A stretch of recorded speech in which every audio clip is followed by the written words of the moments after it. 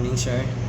This is my presentation about HIV AIDS stop.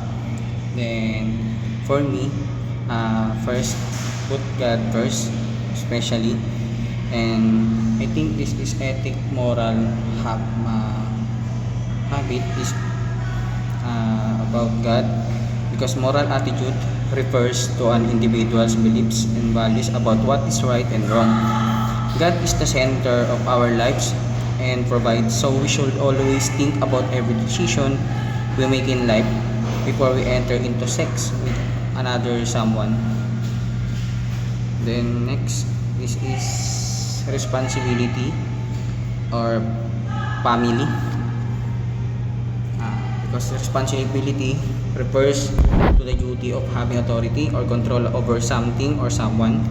As a father of my family soon, you will be the foundation. So I hope you always think about the result when you having affair or sex on other someone. Build a family that you can call a happy family someday as a seeker. Then this is dream. For me, ethics attitude there have is pursue your goal or objective is an idea of the future or desired result that a person or a group of people envision, plan, and commit to achieve. Always think about it if why you really wanted to be a seafarer. So I hope you don't waste all your hard work and sacrifices for just one gratification. And this is my future, I hope soon. And for me, ethics or moral attitude you have is patience. Then this the ability to wait or to continue doing someone despite difficulties or to suffer without complaining.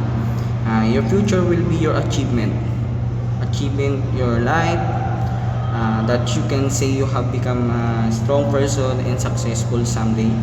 And so you need a lot of patience to get your dream life with your family, and give your limit and be patient when it comes to having sex, especially to prevent HIV/AIDS with other people and get to know your partner well, so you can avoid HIV/AIDS and have a comfortable future with your family someday.